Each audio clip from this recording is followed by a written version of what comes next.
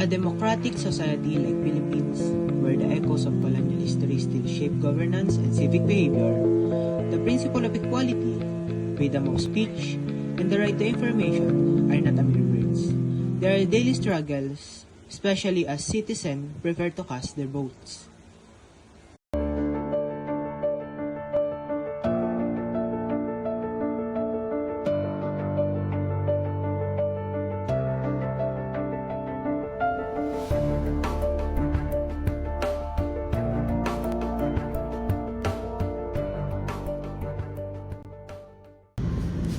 Freedom of speech is enshrined in Article 3, Section 4 of our Constitution.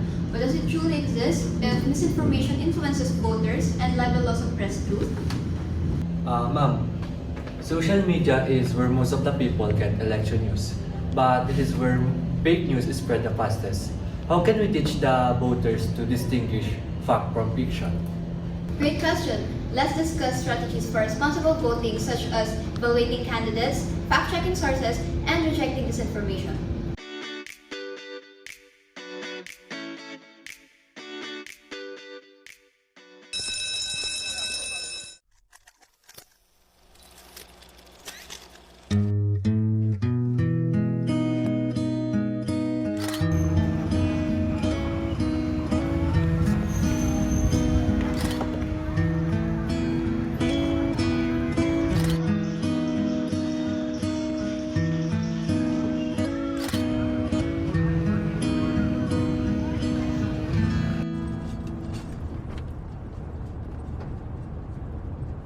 They talk about equality during campaigns, but after elections, nothing changes.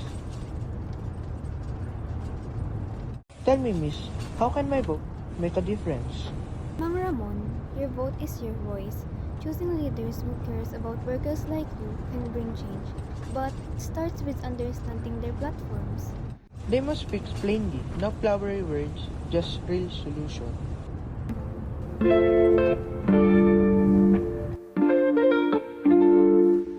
Systematic disparities continue to affect our communities, underscoring the critical need for voter education.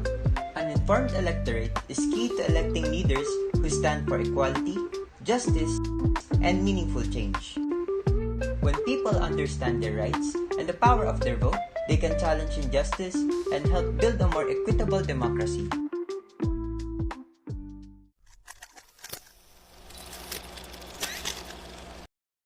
The FOI executive order is supposed to empower voters with access to information, but inconsistent implementation keeps us in the dark.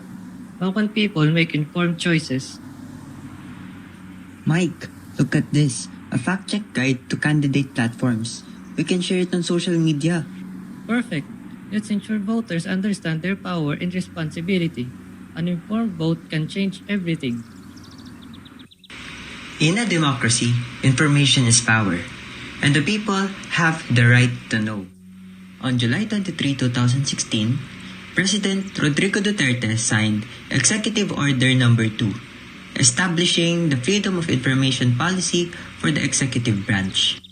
It gives every Filipino the right to access public records, ensuring transparency and accountability.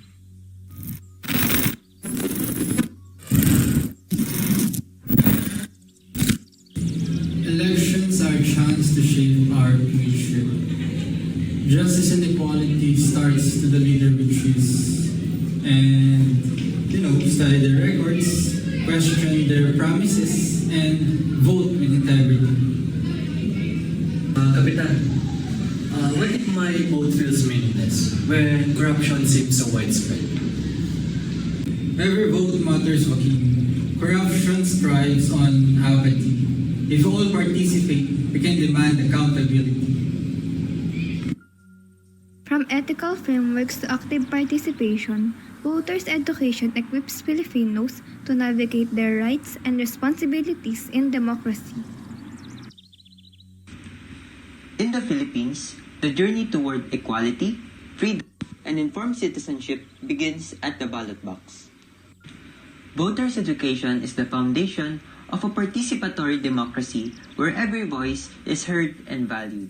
In a nation rich with history and resilience, every citizen holds the power to shape the future, not just through the act of voting, but through the courage to seek truth, demand transparency, and uphold justice. The road to genuine freedom is paved with vigilance education and collective action. Let us remember that democracy is not a spectator sport. It thrives when voices rises against apathy, when communities unite to protect the rights of all, especially the marginalized, and when each vote is cast with knowledge and conviction.